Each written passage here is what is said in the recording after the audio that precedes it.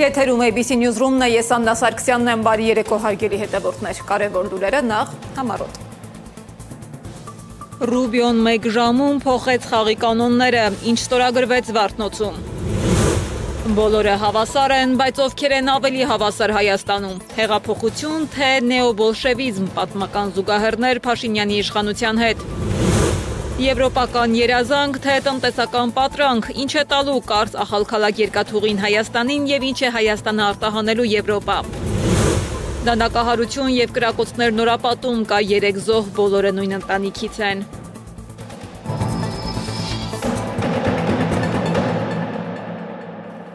Ընդամենը 1 օր առաջ հայտարարված այց Երևանում ընդամենը 60 րոպե, բայց այդ 60 րոպեները բավական եղան, որպեսզի ԱՄՆ պետքարտուղար Մարկո Ռուբիոն օդանավակայանում ստորագրի Հայաստանի և Միացյալ Նահանգների հարաբերությունների վերջին տարիների, այսպես ասած, ամենածանրակշիռ քաղաքական ու ռազմավարական փաստաթղթերից մի քանիսը։ Ռուբիոն Երևան ժամանեց գրեթե գաղտնի ռեժիմով, առանց նախնական աղմուկի ու պաշտոնական նախապատրաստված ֆոնի։ Սակայն Զվարթնոցում տեղի ունեցածը ցույց տվեց, որ այս բարձրաստիճան այցը ոչ թե արարողակարգային էր, այլ խիստ օպերատիվ և քաղաքական կոնկրետ նպատակներով պայմանավորված։ Արտգործնախարար Արարատ Միրզոյանի հետ հենց օդանավակայանում նախաստորագրեց Թրամփի ուղի հանուն միջազգային խաղաղության և բարգավաճման նախագծի վերաբերյալ ռազմավարական գործակցության շրջանակում համաձայնագիր։ Ստորագրեց նաև Հայաստանի և Միացյալ Նահանգների միջև համապարփակ ռազմավարական գործակցության կանոնադրությունը, նաև կարևորագույն հանքանյութերի և հազվագյուտ հանածոների արտահանման և մշակման ոլորտում մատակարարման ապահովման շրջանակային հուշագիրը։ Պետքարտուղարի մակարդակով հապշտապ Երևանում այս կանգառը փորձագետների գնահատմամբ դժվար է դիտարկել պարզապես դիվանագիտական հերթական այցի շրջանակում։ Ինչու մեծ խաղի նոր կանգառը դարձավ հենց Երևանը, Սեդա Քյուրեխյանի ռեպորտաժում։ Թրամփի Չինաստան այցից դեռ 2 շաբաթ էլ չանցած Մարկո Ռուբիոն Հայաստանում էր։ Չնախատեսված այս այցը օպերատիվ էր, ըստ քաղաքագետների աշխարհի ամենազբաղված մարդկանցից մեկը տրանզիտային այց է կատարում և օդանավակայանում արտգործնախարարի հետ կնքում ռազմավարական գործընկերության հուշագիր։ Նման կարևոր փաստաթղթերն արդյոք ստորագրվում են 1 ժամանոց պատահական այցի ընթացքում առանց նախնական պայմանավորվածությունների։ Նման փաստաթուղթը նախորդ կազմակերպվում է, նախորդ ամիսների ընթացքում հայտարարվում է, հանդիպում են, ստորագրում են, բայց տվյալ դեպքում մենք տեսնում ենք, որ օդանավակայանում ինչ-որ այցի ընթացքում իջել է Երևան, նույնիսկ ժամանակ չունի, ասենք վարչապետի հետ հանդիպել եւ այլն, սա նշանակում է, սա PR-ակցիա է, ընդամենը նախընտրական տրամաբանության մեջ։ Փաստորեն Ռուբիոյի այցը խիստ անհրաժեշտություն էր, դրա համար էլ ճանապարհին 1 ժամանոց կանգառ ունեցավ Երևանում։ Գերագույն նպատակը, ըստ քաղաքագետի, աջակցել իշխանությանը։ Դա է պատճառը, որ այցի մասին նախապես չի հայտարարվել։ Բայց նախընտրական աջակցության ֆոնին պետք չէ անտեսել փաստը։ Թրամփի նախորդ կանգառը Չինաստանն էր, որից մոտ 10 օր անց այց է կատարվում Հայաստան պետքարտուղարի մակարդակով։ Ռուբիոն այս քննարկումների համատեքստում Երևանի հետ ունեցել է ճշգրտելու շատ կոնկրետ եւ առարկայական ինչ-որ բան։ Դա առաջացել է Թրամփի չինաստանյան քննարկումներից Ռուբիոյի Հնդկաստան այցի հանրագումարում։ Բարդ է ասել, բայց ըստ ամենայնի, եթե այցը տեղի չի ունենում, այսպես ասենք, ռեգիոնալ ձևաչափով, այլ լինում է միայն Հայաստան, դա կրկնեմ նշանակում է, որ առաջացել է Հայաստանի հետ շատ էական եւ կոնկրետ քննարկման անհրաժեշտություն։ Թրամփի ուղու մասին խոսակցությունները չեն լռել, թեև դրանց մասին բարձրաձայն չի խոսվում։ Թրիփը Չինաստան-Եվրամիություն լոգիստիկ ուղու արգելափակոց կարող է դառնալ Միացյալ Նահանգների վերահսկողության տակ, ինչը չի բխում Պեկինի շահերից։ Միաժամանակ չի բխում նաև Ռուսաստանի եւ Իրանի շահերից, բայց աշխարհաքաղաքական այս իրավիճակում բացառված չէ ոչինչ։ Միջական ազդեցություն են ունենալու Թրամփի ուղու ճակատագրի վրա եւ բնականաբար այստեղ նաեւ առանցքային ուշադրության է արժանի այն, որ Ռուսաստանը ընդամենը 1 ամիս առաջ արտահայտեց աննախադեպ մոտեցում, որ Թրամփի ուղի ծրագիրը խախտում է ռեգիոնալ բալանսը, որ արձանագրված է 200 տարի առաջ կնքված Թուրքմենչայի պայմանագրով ռուսական եւ պարսկական կայսրությունների միջև։ Իսկ տարածաշրջանում բալանսի խախտումը քաղաքական դիրքորոշումների փոփոխության հնարավոր պատճառ կարող է դառնալ ընդհուպ ծրագրերի անհրաժեշտության վերանայում։ Պրոյեկտը առհասարակ կարող է չեղարկվել ամերիկյան հետաքրքրություններից ելնելով եւ սրանով պայմանավորված կարծում եմ այս պահին գոնե թե խնդիրը համաձայնեցնել եւ համապատասխանեցնել կողմերի դիրքորոշումները Բայց ծրագրի միակ շահառուն Միացյալ Նահանգները չէ։ Հնդկաստանից հետո Ռուբիոյի Հայաստան այցը եւս հատկանշական է։ Հաշվի առնելով, որ Եվրամիություն-Հնդկաստան առևտրային գործակցության փաստաթղթի մասին հայտարարվեց հունվարին, Թրամփի ուղու ընդհանուր սկզբունքների վերաբերյալ Միրզոյան-Ռուբիո հայտարարությունից մոտ 10 օր անց ամրապնդվում է հիմնավորումը, որ Թրամփի ուղին ապագայում կարևոր առանցք կարող է դառնալ ԵՄ-Հնդկաստան կապի համար։ Հնդկաստանը եւ Չինաստանը հարավային Կովկասով անցնող ճանապարհների եւ լոգիստիկ սխեմաների շահառուներից են եւ անշուշտ Միացյալ Նահանգների քննարկումները էական նշանակություն են ունենալու Կովկասում այդ լոգիստիկ սխեմաների ճակատագրերի հարցում։ Դա կլինի Թրամփի ուղին, դա կլինի հյուսիս-հարավ երթուղին, որի ուղղություններից մեկը նաեւ Հայաստանն է։ Այսպիսով աշխարհաքաղաքական լուրջ հարցերից զատ Ռուբիոյի այցը ակնհայտ աջակցություն էր գործող իշխանությանը, պնդում է քաղաքագետը։ Վենսի այցը ապա Եվրամիության գագաթնաժողովը հիմա էլ պետքարտուղար Ռուբիոն։ Թեև ԵՄ-ԱՄՆ հարաբերություններն այս փուլում լարված ու մրցակցային են, բայց դա մեծ հաշվով Հայաստանի ներկա իշխանության համար առանցքային չէ։ Նախընտրական այս փուլում PR-ն ավելի կարևոր է։ Սա փորձ է լինելու նաև անուղղակի աջակցություն ներկայացնել իշխող ուժի համար։ Գաղտնիք չէ, որ գերտերությունների միջև ազդեցության համար պայքարը համառորեն շարունակվում է եւ դեռ երկար ժամանակ կշարունակվի։ Եւ գերտերությունների մրցակցությունը այժմ ոչ միայն տնտեսական կամ ռազմական բաղկացուցիչների կիրառմամբ է արտահայտվում, այլ նաև թափուկ ուժի, սուր ուժի կիրառմամբ։ Տրանզիտային այս այցի ընթացքում կնքվեց նաև հանքանյութերին վերաբերող հուշագիր, հավանաբար պոչամբարներում կուտակված նստվածքային մետաղներին վերամշակմանը վերաբերող։ Այդ մետաղները կարևորում է Միացյալ Նահանգները։ Այսպիսով, Միացյալ Նահանգների պետքարտուղարն իջավ Զվարթնոց օդանավակայանում, Արարատ Միրզոյանի հետ կնքեց ռազմավարական գործընկերության պայմանագիրը եւ օդանավակայանից էլ հեռացավ, ընդամենը 1 ժամ անց։ Պետքարտուղարի Բաքու այցի մասին պաշտոնական հայտարարություն չի արվել։ Սեդա Գյուլերյան, Գեղամ Ղազարյան, ABC Media։ Այս զարգացումները չեն կարող աննկատ մնալ հատկապես այն պահին, երբ հայ-ռուսական հարաբերություններում լարվածությունը շարունակում է խորանալ։ Մոսկվայից հնչող հայտարարություններն ավելի կոշտ ու ուղիղ են դառնում։ Ռուսաստանի անվտանգության խորհրդի քարտուղար Սերգեյ Շոյգուն հայտարարել է, որ Հայաստանի ղեկավարությունը ինքն է ընտրել իր ճանապարհը եւ պետք է ամբողջությամբ կրի դրա հետևանքների պատասխանատվությունը։ Նրա խոսքով Երևանը փորձում է իր անվտանգային ճարտարապետությունը կառուցել այն ուժերի հենակետով, որոնք Մոսկվան համարում է տարածաշրջանային կայունությանը հակասող գործոններ։ Պատասխանելով Երևանի կողմից եվրասիական եւ եվրոպական ինտեգրացիոն միավորումների ընտրության մասին հարցին, Շոյգուն Հայաստանին խորհուրդ է տվել ընտրել գնացքը, որը համընթաց է մեր երկրին եւ ժողովրդին։ Իգոր Գուբերմանի հայտնի ոտանավորը կա, չի կարելի նույն տեղով տարբեր գնացքներ նստել։ Այդ պատճառով պետք է ինչ-որ կերպ այնուամենայնիվ ընտրել այն գնացքը, որը քո ճանապարհին է, քո երկրի ճանապարհին, քո ժողովրդի ճանապարհին։ Ավելի կոշտ եւ նույնիսկ վտանգավոր հայտարարություն է արել Ռուսաստանի Պետդումայի փոխնախագահ Պյոտր Տոլստոյը։ Նա հայտարարել է, որ Հայաստանի քաղաքացիների համար գործող միգրացիոն արտոնությունները կարող են վերանայվել կամ նույնիսկ չեղյալ համարվել։ Խոսքը այն արտոնությունների մասին է, որոնք թույլ են տալիս Հայաստանի քաղաքացիներին Ռուսաստանում երկարաժամկետ մնալ առանց գրանցման եւ աշխատանքի ընդունվել ավելի պարզեցված ընթացակարգերով։ Տոլստոյը նշել է, որ այդ հնարավորությունները պայմանավորված են երկու երկրների ռազմավարական դաշնակցի կարգավիճակով եւ հավելել, եթե քաղաքական հարաբերությունները փոխվեն կամ որոշ ուժեր փորձեն հեռանալ այդ ձևաչափից, հետևանքները կարող են զգալի լինել Հայաստանի համար։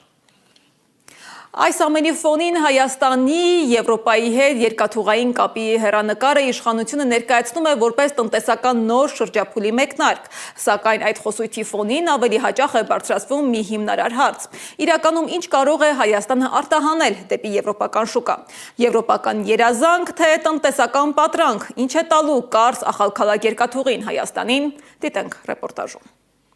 Հայաստանը շուտով երկաթուղային կապ կունենա Եվրոպայի հետ։ Իշխանությունը սա ներկայացնում է որպես տնտեսական նոր դարաշրջանի սկիզբ։ Նիկոլ Փաշինյանի խոսքով ախալքալակ Կարս երթուղու բացմամբ Հայաստանը կարող է ապրանքներ արտահանել Եվրոպական միություն, իսկ ապագայում նաև Թուրքիայով եւ Ադրբեջանով միանալ տարածաշրջանային հաղորդակցություններին։ Սակայն մինչև իշխանությունը խոսում է նոր հնարավորություններից, ընդդիմությունն ու մի շարք տնտեսագետներ մեկ հիմնական հարց են բարձրացնում. իսկ Հայաստանը ինչ կարող է վաճառել Եվրոպային։ Պարզվում է Փաշինյանի ցանկությունն ու տնտեսական իրողությունը շատ հակասական է ու բարդ։ Ըստ հաստատված տվյալների այսօր Հայաստանի ամբողջ արտահանման կառուցվածքում Եվրամիության բաժինը մոտ 5% է, ընդ որում այդ ցուցանիշի հիմնական մասը հանքահումքային արտադրանքն է։ Մնացած ոլորտներում Հայաստանը գրեթե ներկայացված չէ եվրոպական շուկայում։ Պատճառը միայն լոգիստիկան չէ։ Եվրոպական շուկան ունի բարձր ստանդարտներ արտադրությունից մինչև սերտիֆիկացում, սննդային անվտանգություն եւ մրցունակություն։ Հայաստանի տնտեսության մեծ մասը պարզապես պատրաստ չէ այդ պահանջներին համապատասխանելու։ Ընդդիմադիր պատգամավոր Արթուր Խաչատրյանը նշում է, որ Թուրքիայի տարածքով հայկական բեռներ նախկինում եւս տեղափոխվել են, պարզապես փաստաթղթերում որպես վերջնակետ նշվել է Վրաստանը։ Նրա խոսքով այժմ փոխվում է հիմնական ձևական մասը, փաստաթղթավորումը, սակայն տնտեսական բովանդակային փոփոխություն առայժմ չկա։ Խաչատրյանը նաև հարց է բարձրացնում, եթե անգամ ճանապարհները բաց են, Հայաստանը կոնկրետ ինչ ապրանք է պատրաստվում արտահանել այդ ուղղություններով։ Այսօր Հայաստանը չի արտադրում այն, ինչը Եվրոպայում կարող է վաճառել։ Եվրոպական շուկայի համար նախատեսված մենք շատ քիչ բան ենք արտադրում եւ արտահանում։ Ինչ էլ որ արտահանում ենք, հիմնականում նախատեսված է Եվրոպայի հայկական համայնքի համար։ Խաչատրյանն ընդգծում է, Հայաստանի տնտեսությունը վերջին տարիներին ավելի շատ դարձել է ներմուծման եւ վերավաճառքի տնտեսություն, քան արտադրական երկիր։ Ըստ ընդդիմադիր պատգամավորի, նույնիսկ եթե ենթակառուցվածքները բացվեն, դա ինքնին դեռ չի նշանակում տնտեսական հաջողություն։ Այսօր առանց փոխելու էկոնոմիկայի կառուցվածքը,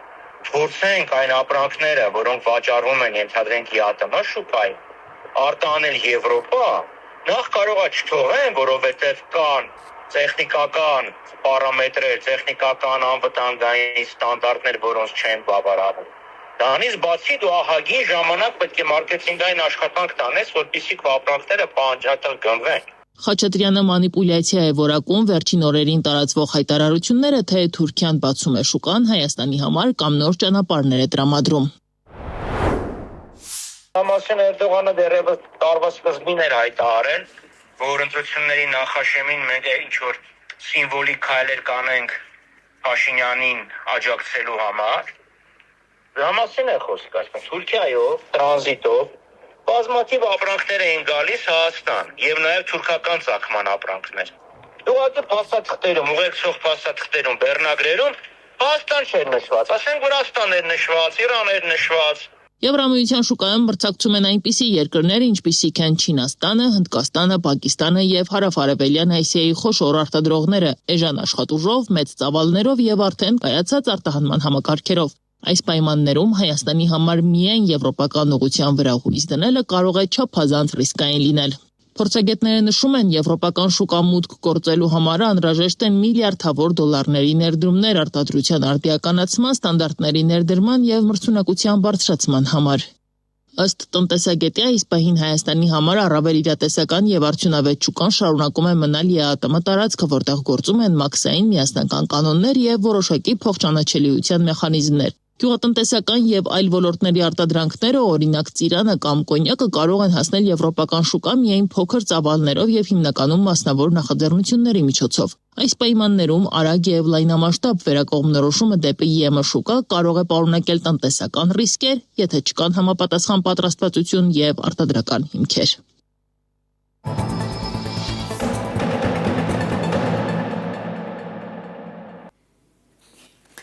Մինչ արտաքին քաղաքական զարգացումները շարունակում են արագ փոփոխվել, ներքաղաքական դաշտում արդեն արձանագրվել է առաջին կոնկրետ փոփոխությունը նախընտրական մրցապայքարի շրջանակում։ Նախընտրական ամենաթեժ փուլում Ալյանս առաջադիմական ցենտրիստական կուսակցությունը ինքնաբացարկի դիմում է ներկայացրել կենտրոնական ընտրական հանձնաժողով, ինչից հետո ԿԸՀ-ն ուժը կորցրած է ճանաչել կուսակցության ընտրական ցուցակի գրանցումը։ Սա գործնականում նշանակում է, որ առաջիկա ընտրություններում այլևս չի լինելու 13 համարի քվեաթերթիկը։ Ընտրական գործընթացի ֆոնին առանցքային թեմաներից մեկը շարունակում է մնալ Արցախի հարցը իր տարբեր քաղաքական ընկալումներով եւ լուծումների առաջարկներով։ Քաղաքական ուժերը շարունակում են ներկայացնել իրենց տեսլականները թե արցախցիների ապագայի, թե Ադրբեջանում պահվող հայ գերիների վերադարձի հարցի շուրջ։ Ուժեղ Հայաստանի առաջնորդ վարչապետի թեկնածու Սամվել Կարապետյանը արցախցիների հետ հանդիպման ժամանակ հայտարարել է, որ Հայաստանում պետք է ձևավորվի փոքրիկ Արցախ, որտեղ արցախցիները հնարավորություն կունենան պահպանել իրենց մշակույթն ու ազգային ինքնությունը։ Նա նաև ընդգծել է, որ առաջնահերթ խնդիր է համարում Ադրբեջանում պահվող հայ գերիների հնարավորինս արագ վերադարձը։ Ամեն ինչ անում էի, որ ունենաք ինչ-որ չափ բարեկեցիկ կյանք, որովհետև դուք մեր ազգի առաջամարտիկներն էիք։ Ոչ միայն դուք, ձեր երեխաները առավել եւս, շատերդ ես գիտեմ, որ այնտեղ խնդիրներ ունեցաք եւ բոլորս գիտենք, ում պատճառով այդ խնդիրները դուք ունեցաք։ Մեղավորը միայն այս ներկայ իշխանությունն է, ովքեր ամեն ինչ արեցին, որ հայաթափեն մեր երկրորդ հայրենիքը, հիմա էլ ամեն ինչ անում են, որ հայաթափեն մեր առաջի հայրենիքը։ Դուք մեր հայրենիքում, ձեր հայրենիքում պետք է ամենալավ ձևով ապրեք։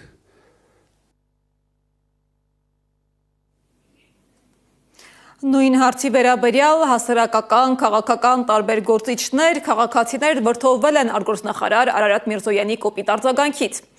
Երեկ Գյումրիում նախընտրական քարոզարշավի ժամանակ լրագրողները հետաքրքրվում էին, թե ինչ օրակարգով է ԱՄՆ պետքարտուղար Մարկո Ռուբիոն Հայաստան գալիս։ Լրագրողներից մեկի հարցը ուղղված էր, թե Ռուբիոյի հետ հայ գերիների հարցը քննարկվելու է արդյոք, թե ոչ։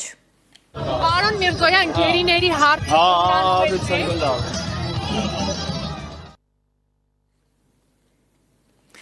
Հայաստան դաշինքի նախընտրական ցուցակով պատգամավորի թեկնածու Իշխան Սաղաթելյանն է մեկնաբանել Միրզոյանի արձագանքը։ Սա այն անձնավորությունն է, որը պետք է պաշտպանի Հայաստանի եւ հայ ժողովրդի շահերը միջազգային ակցիաներում եւ ամբողջ աշխարհում։ Ու տեսեք ինչպես է արտահայտվում գերիների մասին։ Լսի Արարատ կամ ըստ Նիկոլի Արագած դու ամոթ, բարոյականություն, պատասխանատվություն, գոնե մի գրամ ունես, այսինքն ձեր գործունեության, անձամբ նաև քո գործունեության արդյունքում այսօր այդ մարդիկ գտնվում են Բաքվի բանտերում։ Նրանք ոչ ահաբեկիչ են, ոչ էլ հանցագործներ, նրանք դատվում են բացառապես նրա համար, քանի որ հայ են։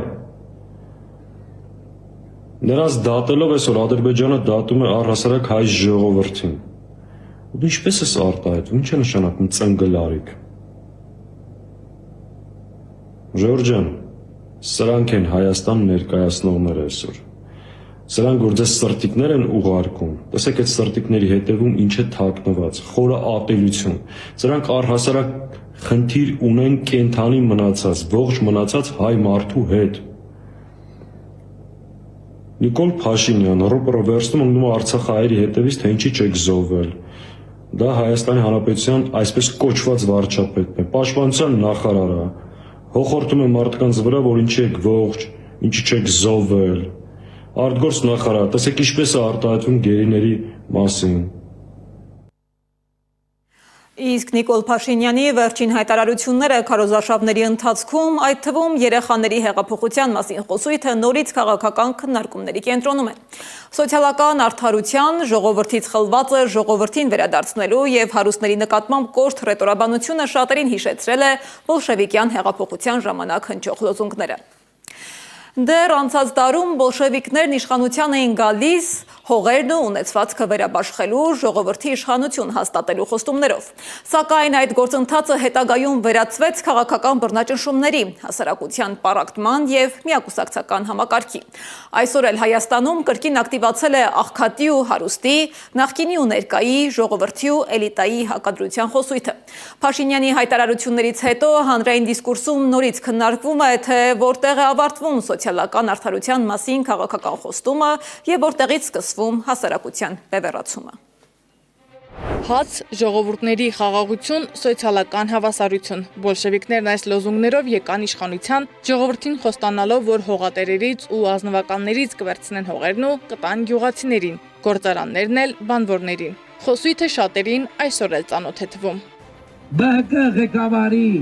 բիզնես ողնաշարը Արարատի ցեմենտի գործարանը լինելու է պետական եւ պատկանելու է Հայաստանի Հանրապետությանը։ Քանի Հայաստան պետությունը կա, Գագիկ Ծառուկյանից տները սկսել ենք արդեն վերադարձնել ժողովրդին։ Գործնականում իշխանության գալուց հետո բոլշևիկները սկսեցին հողերի ազգայնացում, բանկերի եւ խոշոր արդյունաբերության պետականացում։ Սակայն այդ ամենին զուգահեռ ձևավորվեց միակուսակցական համակարգ, սահմանափակվեցին քաղաքական ազատությունները, սկսվեցին զանգվածային բռնաճնշումներ։ Բոլոր հեղափոխությունների մեջ կա այս ենթատեքստը, որը ուղղված է չունևոր խավին, իրեն խաբված զգացող խավին եւ միևնույն ժամանակ անկյալ, անբան խավին։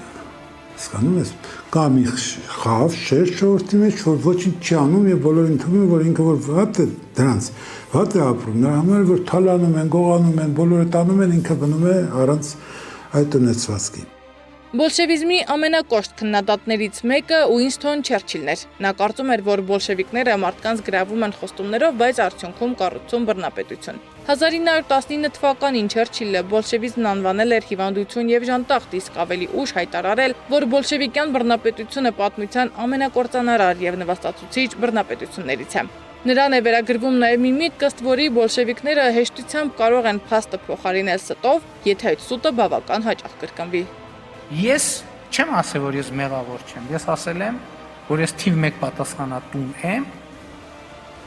եւ հարց եմ տվել, արդյոք ես թիվ 1 մեղավորն եմ։ Ես այս ամբիոնից տասնյակ անգամ եմ հայտարարել, որ ամեն ինչի մեղավորն էլ պատասխանատուն էլ ես եմ։ Մասնագետները երբեմն բոլշևիկյան հեղափոխության խոսույթը համեմատում են Նիկոլ Փաշինյանի հայտարարությունների հետ, հատկապես այն դեպքում, երբ հնչում են կոշտ արտահայտություններ հարուստների, նախկին իշխանությունների կամ էլիտաների հասցեին։ Այո, բոլշևիկները նույնպես եկան, նրանք ավելի արմատական էին։ Կալվածատերերից հողը պետք է վերցնենք, տանք գյուղացիներին եւ կապիտալիստներից էլ գործարանները վերցնենք, տանք բանվորին։ Նրանց կարգախոսը շատ պարզ էր։ Հողը գյուղացուն, գործարանը բանվորին։ Հասկանալի է։ Այդպիսի խնդիր էին լուծում, սոցիալական արդարության խնդիր, որը ի վերջո ավարտվեց, ինչպես մենք գիտենք, ամենամեծ սոցիալական անարդարության դրսևորումներով եւ այդ համակարգի փլուզումով։ Գրող պատմաբան Ալեքսանդր Սոլժենցինը տարիներ է անցկացրել խորհրդային ճամբարներում եւ իր գրքում, հատկապես Գուլագի արխիպելագում, պնդում էր, որ հեղափոխության խոստացած ազատությունն ու արդարությունը վերածվել են զանգվածային ճնշումների եւ վախի համակարգի։ Նա քննադատում էր ոչ միայն Ստալինին, այլ նաեւ հեղափոխության սկզբնական հիմքերը։ Հիմա էլ եմ սպառնում եմ, ասում եմ սատկացնելու եմ։ Ալվերդյանն ասում է, գործող իշխանությունը նեոբոլշևիկյան է, իր խոսքերն ապացուցելու համար նշում է, նա ոչ միայն սուտ խոստումներ է տվել սոցիալական արդարության մասին, այլ նաև ստիպել է, որ հասարակությունը պառակտվի ու մարդիկ ատեն իրար։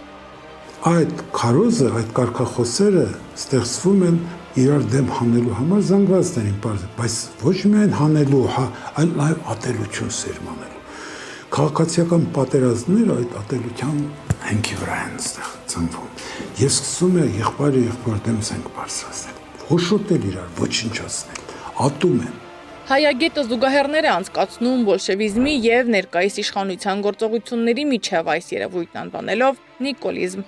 Մի դասակարգ եղավ դժգոհների, ստեղծվեց մի դաս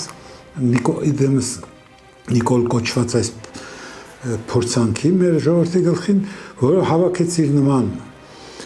յալանչիներին, որոնք հետո դարձան փառավոր թալանչիներ եւ թալանեցին երկիրը ամեն ինչ ժողովրդին վերադարձնելու կարգախոսով։ Ոչինչ ժողովրդին չվերադարձրին, բնականաբար ավելին եղաստել ձերքից տարբեր ճանապարհներով, հարկերի բարձրացման, տուգանքների շատացման ճանապարհով թալանեցին։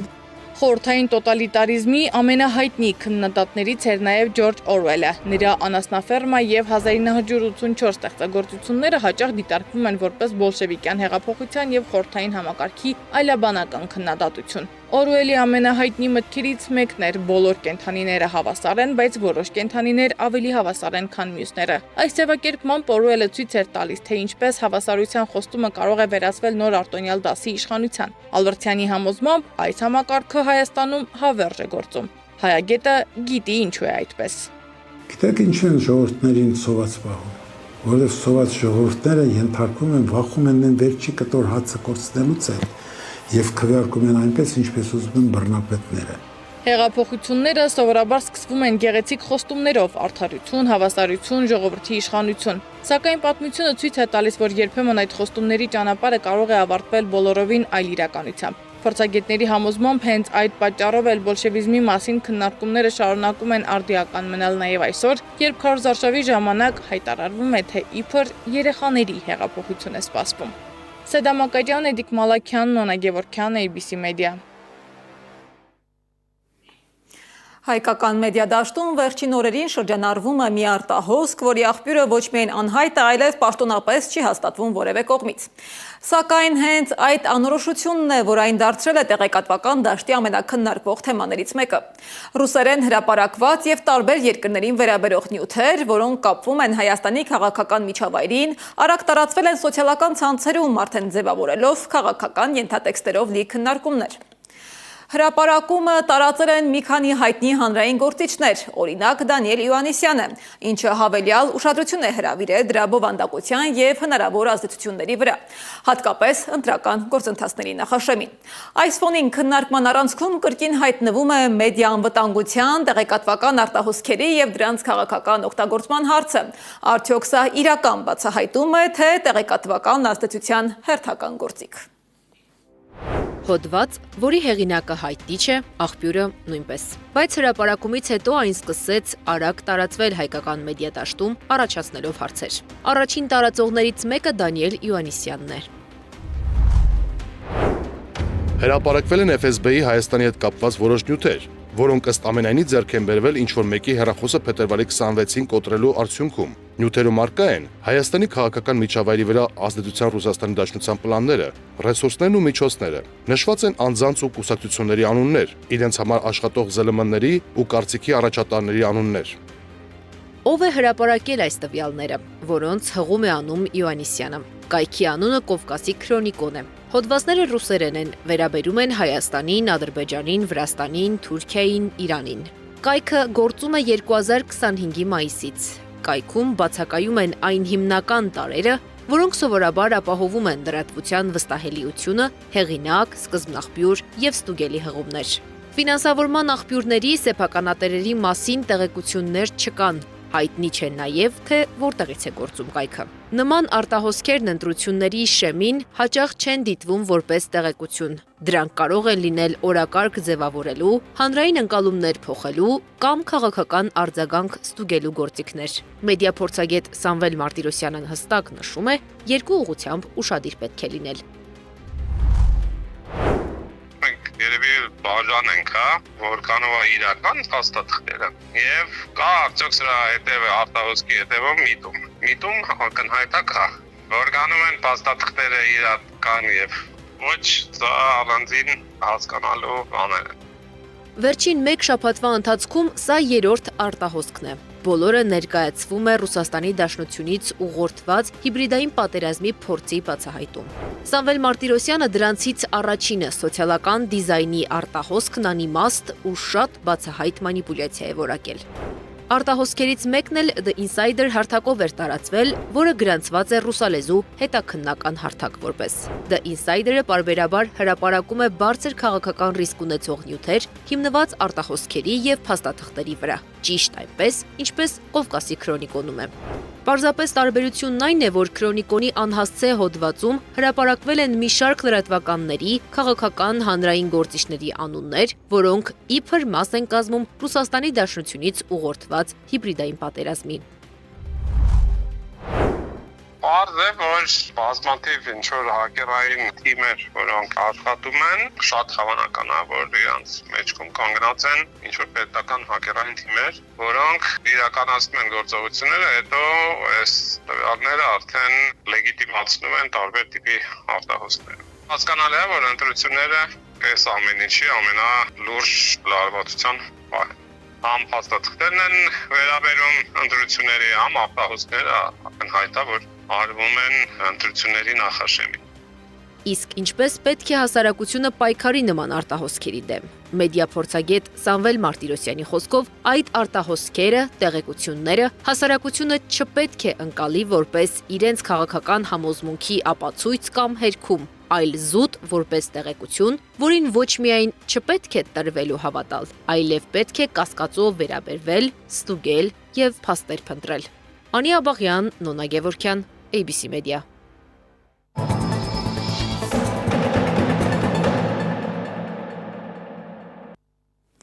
Արմավիրի մարզի Նորապատ գյուղում մի խումբ անձանց մինչև կենցաղային հարցերի շուրջ վիճաբանություն է տեղի ունեցել, որի ընթացքում նրանցից մեկը դանակահարել է 63-ամյա կնոջը։ Դրանից հետո 63-ամյա կնոջ որդին իր անունով հաշվառած որսորդական զենքով սկսել է կրակել, ինչի հետևանքով 3 անձ մահացել է, հայտնում է ներքին գործերի նախարարությունը։ Գագիկ Շամշյանի փոխանցմամբ միջադեպը տեղի է ունեցել Արմավիրի գերեզմանոցներից մեկում։ Միջադեպը տեղի է ունեցել եզդի ընտանիքի միջև կրակող անձը Նորապատ գյուղից է, որն ինքնակամ հանձնվել է ոստիկանության Արմավիրի բաժին։ Այս ժամի լրահոսն այսքանն էր, շարունակեք հետևել մեր հրապարակումներին։ ABC լուրերի հաջորդ թողարկումը ժամը 21-ին է։ Հաջողություն։